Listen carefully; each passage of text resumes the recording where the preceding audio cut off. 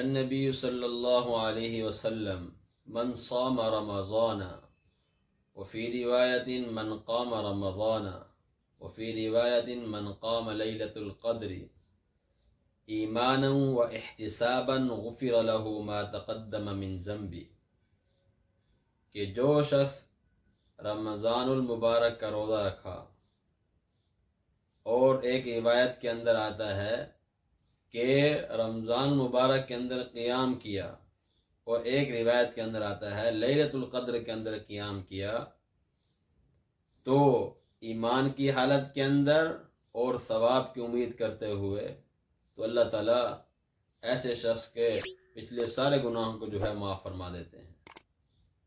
اس لیے رمضان مبارک کا مہینہ بڑا بابرکت مہینہ ہے۔ اس کے اندر دن کو روزہ رکھا جائے، رات کو تراویح پڑھی جائے، اور اس کے علاوہ نوافل کا بھی اہتمام کیا جائے۔ اس کی برکت سے اللہ تعالیٰ جو ہے وہ گزشتہ گناہوں کو معاف فرما دیں گے۔